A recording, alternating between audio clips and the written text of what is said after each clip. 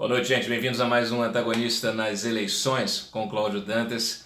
Ontem não deu para gravar, estava na correria, mas estou aqui hoje para dar o recado, para comentar um pouquinho sobre esses últimos acontecimentos aí da campanha eleitoral, que virou uma brincadeira, né? Virou realmente uma brincadeira de mau gosto, né? Uma brincadeira de mau gosto, uma comédia, né? Uma tragicomédia. Olha, ver o Haddad abandonando o Lula, né? Não pode mais aparecer lá em Curitiba. Agora mandaram o Jacques Wagner, né? O poste do poste. Ver o Fernando Haddad abandonando o vermelho do PT e assumindo o verde e amarelo da bandeira brasileira. Agora aí é toda a propaganda do Haddad de verde e amarelo. Inclusive recebi um meme aqui ótimo do pessoal da Central Brasileira de Memes lá. Botaram ele com tudo, né? Até com chapéu, camisa, calça, bandeirinhas, santinhos, tudo verde e amarelo. O Haddad que virou esse grande cidadão aí, né? Esse grande brasileiro, esse grande patriota da noite pro dia. É incrível, o Fernando Haddad agora está falando em família, está falando até em armar a população. Eu brinquei aqui, vi até a live aqui do Jair Bolsonaro. Eu já estava pensando nisso, ele se antecipou e falou, olha, daqui a pouco o Haddad vai querer ser Bolsonaro 17. E de fato, né, tá tudo indicando que sim. Ver se assim ele atrai, ele confunde mais uma vez, tenta confundir mais uma vez o eleitor e atrai algum voto aí dos desavisados. Olha, eu não sou mais Lula, agora eu sou Bolsonaro. Gente, olha, isso aí além de ser um estelionato eleitoral, né, que é a parte trágica dessa situação, é ridículo, né? Chega a ser ridículo. Um candidato, primeiro abre mão da sua personalidade, se teve algum dia, abre mão, enfim, né, da sua própria voz para falar, para virar porta-voz do Lula, presidiário lá de dentro da cadeia lá em Curitiba, indo toda segunda-feira, aí, dia sim, dia não, enfim, pegar conselho lá do presidiário. E aqui eu queria abrir um parêntese, né? Eu vejo aí a imprensa absorta, né? Surpresa, com toda, vamos dizer assim, a reação da população, a reação dos leitores, a reação das pessoas nas redes sociais, nas ruas, enfim, a reação das pessoas sobre a postura da imprensa, né, sobre todo tipo sobre a cobertura que vem sendo feita da campanha. E olha, não tem por que se surpreender. É uma relação de causa e efeito. Eu destaquei até mais cedo no Twitter o seguinte, uma imprensa que tenta normalizar, né, que um presidiário de dentro da cadeia participe de uma disputa eleitoral, né, uma disputa para a presidência da República, e a imprensa tenta normalizar isso, é um absurdo absoluto, completo, é uma sem-vergonhice. Tinha que ter esses repórteres que são os carrapatos, né, que a gente chama na gíria jornalística, que vão seguindo os candidatos. Tinha que ter lá um carrapato junto do Haddad, toda vez que ele se encontrasse com Lula, questionasse ele na saída. O senhor está vindo aqui para tomar conselho com um presidiário e quer governar o país? É isso que devia ser perguntado, e não os repórteres, coitados. A maioria aí desses carrapatos são repórteres iniciantes, vão lá e perguntam, né, como se fosse uma coletiva normal, né, de um sujeito que acabou de sair de uma reunião de cúpula partidária e na verdade está saindo da cadeia. Então assim, ó, gente, é um absurdo completo. Bom, fechando o parênteses, seguindo aí nessa toada, eu ri pra caramba agora porque eu também mais cedo no Twitter brinquei, né, justamente por causa dessa história toda aí, a discussão que se estabeleceu, né, do Haddad querendo sugerir que o Bolsonaro, já que o Bolsonaro não poderá participar de debates, né, pelo menos agora, por orientação médica, né, então o Haddad fez uma ironia, dizendo que ele se disporia a ir, né, até numa enfermaria para debater com o Bolsonaro. As pessoas esquecem, né, que o sujeito está aí se recuperando de uma facada que quase o levou à morte. Mas tudo bem, O Haddad, e aí o Bolsonaro respondeu, falou assim, não, a gente pode então fazer esse debate lá em Curitiba, né? E ficou essa briga, né, lá e cá e tal. Aí me veio na cabeça uma coisa que era justamente assim, olha, já que as perguntas estão sendo feitas de forma pública, né, não vai ter um embate, talvez não tenha esse debate, ou se tiver esse debate, que seja feita a pergunta para o Haddad, que é assim, olha, como é que você pretende combater aí, como presidente, né, quando a gente se fala de segurança pública, como é que você pretende evitar que condenados continuem comandando o crime de dentro da cadeia, né? Uma brincadeira. E olha que o Bolsonaro não fez essa pergunta aí na coletiva dele, fez uma pergunta pública pro Haddad, caçoando aí do Haddad. Então assim, ri muito com isso. Realmente aí a gente, né, só nos resta rir, né, disso tudo, mas claro, sempre atentos, né? Atentos. Hoje eu trouxe aí mais algumas matérias importantes, inclusive mostrando lá que a casa, né, na semana passada eu contei da casa que o Haddad está morando, que ele fez uma puta reforma quando ele era prefeito, e não paga o IPTU, tem IPTU atrasado, não passa a casa para o nome dele, a casa continua em nome da mãe. E aí eu fiz uma apuração, descobri, junto à Prefeitura de São Paulo, que em 2004, na gestão da Marta Suplicy, a Prefeitura isentou a casa de pagamento de IPTU durante um período. O pedido de isenção foi feito pelo pai do Haddad, o Calil, que morreu em 2008. Então de 2004 a 2008 eles não precisaram pagar IPTU.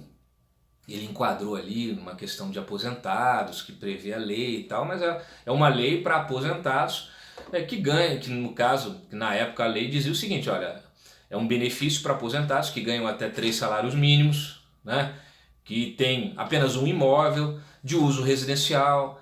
Bom, e a gente sabe que não é bem assim, né? O pai do Haddad teve um comércio atacadista de roupas e tecidos, é um sujeito muito conhecido, comerciante conhecido na região, criou muito bem seus filhos, todo mundo bem posicionado, todo mundo aí ostentando, né? Inclusive isso aí é um outro capítulo que eu vou trazer depois. Mas assim, muita gente aí, a gente sabe que ele, inclusive expliquei, mostrei que essa casa passou a funcionar um ano antes, já funcionava como sede da empresa do pai, que depois o Haddad virou sócio da empresa, transformou a empresa de negócio de tecidos numa consultoria dele, aquelas coisas que a gente já conhece. Então, assim, tudo indica que essa isenção não seria devida. Aí com a palavra o Haddad, que explique, né? Mais uma vez, gestão Marta Suplicy, então no PT, concedendo esse benefício aí de isenção de IPTU para o pai do Haddad, na ocasião lá, nesta casa, justamente nessa residência que depois o Haddad reformaria aí. Ele fez essa puta reforma, gastou uma grana e transformou a casa inclusive numa mansão, e é onde ele vive hoje, né, com a família. Fica aí também mais esse tema para ver se o resto da imprensa vai atrás, né, e tenta questioná-lo, né, sobre isso. Bom, vamos em frente. O Haddad, saiu ontem o Datafolha, não consegui comentar, justamente comento hoje, até o Diogo e o Mário falaram disso de manhã, mas já comento com uma atualização porque saiu pesquisa da XP. E a pesquisa da XP colocou o Jair Bolsonaro com 59% e o Haddad com 41%. 18 pontos de diferença entre um e o outro, né? Então, até o líder do PDT, o André Figueiredo, tinha dito ontem, falou assim, isso aí vai ser 60-40. Tá certo, 60-40, considerando aqui a margem de erro, 60-40.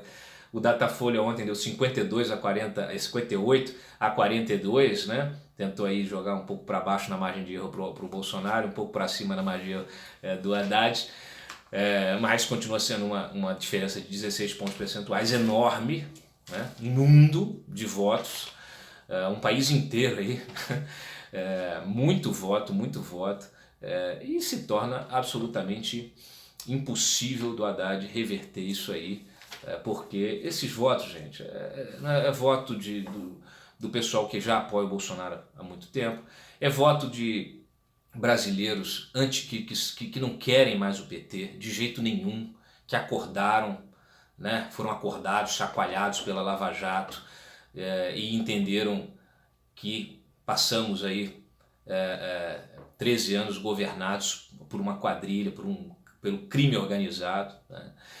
Então essas pessoas despertaram, elas despertaram e resolveram que não querem mais saber de PT. Então não importa, seja qual for o candidato. Torcem para que o Bolsonaro faça um governo realmente coerente, que ponha as reformas em curso aí, né, que realmente consiga aprovar no Congresso. Agora vai ter aí uma bancada importante, né? O PSL fez 51 deputados, no Senado fez 4, tem feito alianças importantes, já comentei aqui antes, né? Fugindo da banca, do balcão de negócios dos chefes partidários e indo diretamente nos deputados, nos senadores, tentando criar uma aliança em cima de grandes temáticas, de bancadas, né? Bancadas do agronegócio, evangélica, católica, bancada da segurança pública, enfim, justamente reunindo essas pessoas em cima de grandes temas. A gente espera que tenhamos aí bancada da educação, bancada da saúde, é isso que o povo quer, que o povo precisa, é isso que a sociedade precisa. E, obviamente, então, que governe sem roubar. Inclusive esse é um lema aí da campanha agora no segundo turno, programa eleitoral que vai ao ar amanhã. Eu estou antecipando várias coisas desse programa para vocês. Ele vai ter uma pegada assim forte, de cara, associando o PT ao Foro de São Paulo, contando a história, apresentando para muita gente o Foro de São Paulo, falando de comunismo, falando da situação dessa crise, né, que a gente vive hoje em função desses governos do PT, falando da roubalheira do PT, falando de tudo isso e depois apresentando aí o candidato como sendo com a esperança de uma solução, né, de uma saída e de uma virada de página. Apresentam ele de uma forma também mais pessoal, vão contar algumas histórias. É um programa eleitoral, a gente sabe que o programa eleitoral, o marqueteiro sempre trabalha em cima da emoção, né? Então é notícia pra gente, é notícia para jornalista, mas é um programa eleitoral. Então vai ao ar amanhã, vamos ver o impacto que isso tem no eleitorado também, se é que terá algum impacto, porque a gente sabe que a TV está muito desprestigiada pelos eleitores, né? Então é isso. Então, olha, temos essa onda enorme, uma onda também conservadora, um eleitor conservador, um eleitor que também não quer mais esse tipo de patrimonialismo, né? Ou essa economia dirigida para os amigos do rei, né? Então é um eleitorado que quer, inclusive o pessoal do mercado, que quer uma economia aberta, liberal, um Estado menor, né? Então tudo isso, gente, sem corrupção, né? Mais uma vez, tudo isso é a expectativa. A gente espera que sim, né? Estaremos aqui para fiscalizar.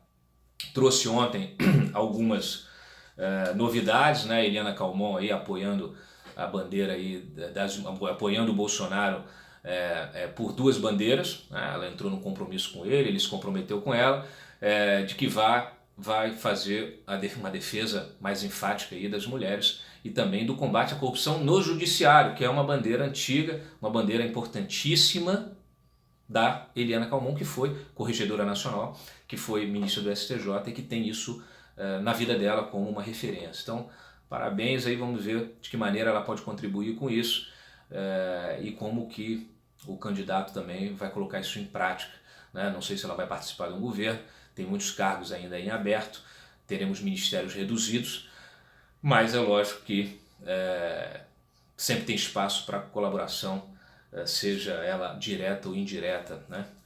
Então, teve também, anunciei também em primeira mão ontem, hoje é que o resto da imprensa está repercutindo, essa história do Bolsonaro aí, que resolveu pagar o 13º do Bolsa Família. A gente sabe, gente, que isso é uma jogada com público dirigido, né? Com alvo, tendo como alvo o eleitor do Nordeste. A gente sabe. né? É assim que o Lula fez, é assim que o PT gosta de fazer. A própria Marina já tinha vindo com essa ideia na eleição de 2014, o Lindbergh propôs isso como lei, como projeto no Senado no ano passado, e o Bolsonaro resolveu pegar isso aí, disse que inclusive foi ideia do Mourão, aprovou, o Paulo Guedes aprovou, eles entraram no entendimento, hoje ele explicou isso, ontem a gente antecipou também essa explicação, dizendo que ele vai combatendo as fraudes, que ele estima em 30% do programa, ele usa essa sobra de recursos para pagar o 13º.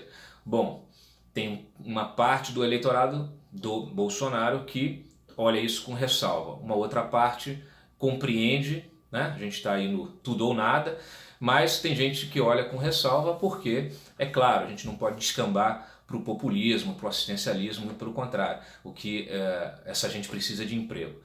Mas vamos em frente, né? Então, voltando na pesquisa, XP aí com essa de 59 a 18, o Datafolha com 58 a 42, e aí foi engraçado, o Mário e o Diogo comentaram na reunião de pauta mais cedo, eu não pude participar, que eu estava numa agenda, mas a discrepância, né, do Datafolha, que dava empate técnico. Inclusive o próprio Ibope também deu, vamos ver o que o Ibope traz.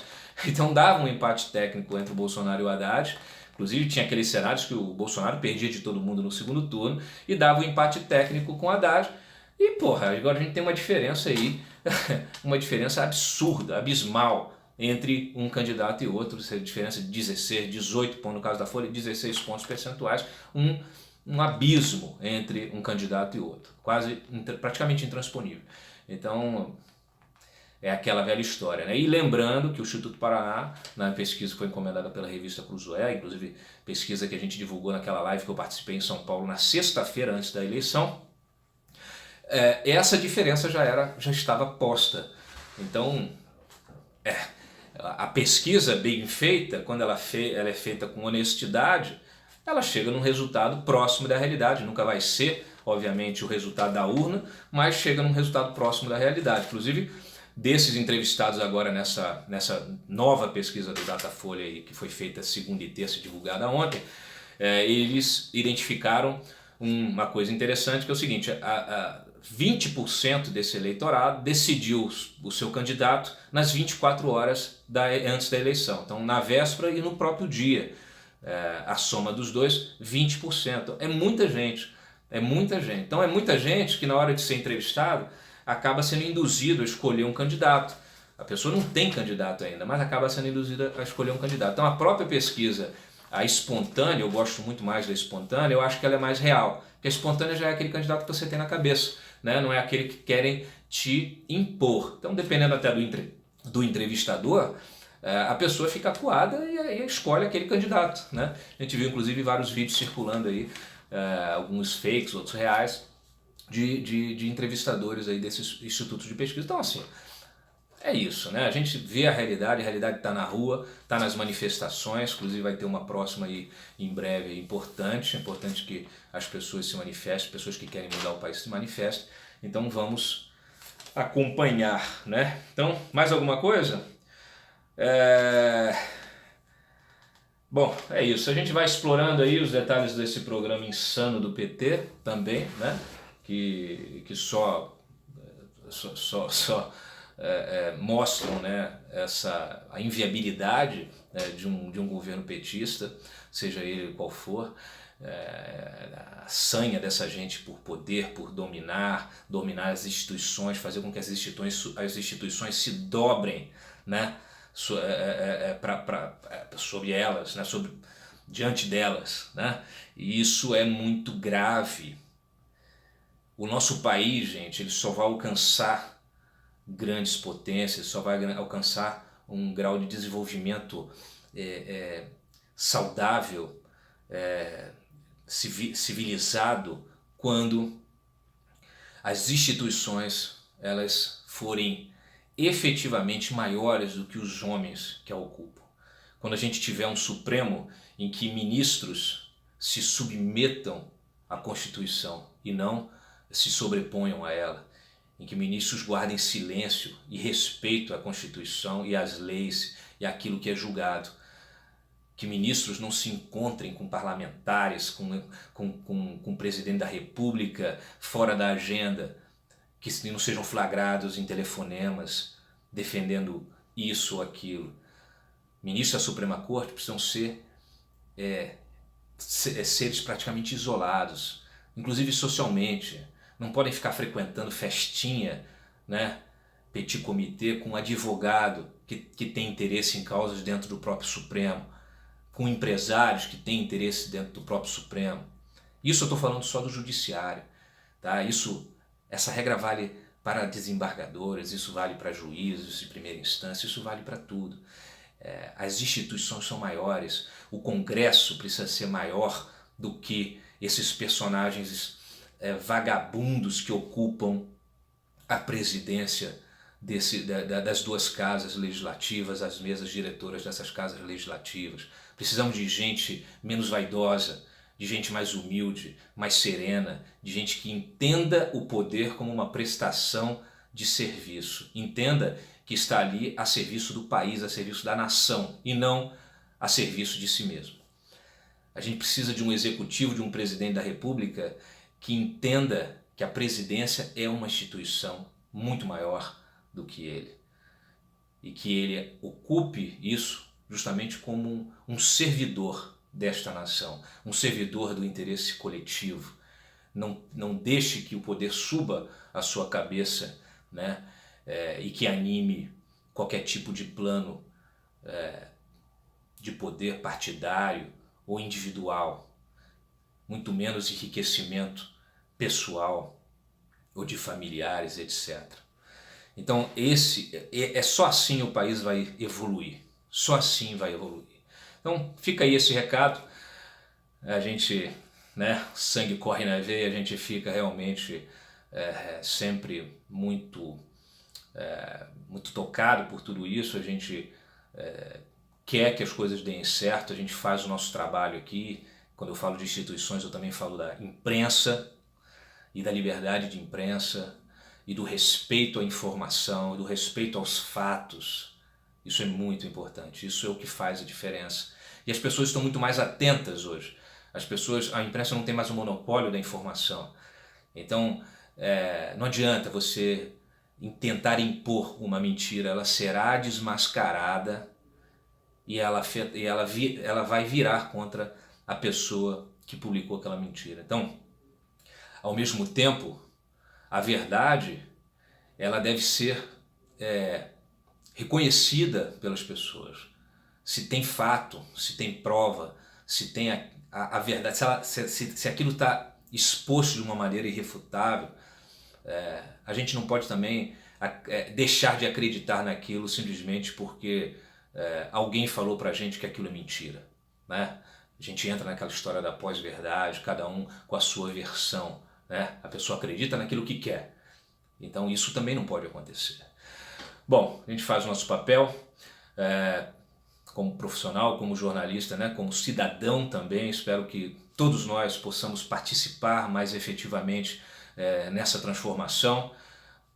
E é isso, e fica esse o recado. Muito obrigado mais uma vez pela audiência, pela paciência. Curtam o canal, espalhem para os amigos, me acompanhem lá nas redes sociais, Twitter, Facebook, Instagram. E bom, mandem suas questões, suas perguntas. Eu estou organizando aqui uma entrevista com o Jair também, Jair Bolsonaro também. E será muito bom ter a colaboração de todos nisso. Um abraço a todos e até o próximo programa. Um bom feriado.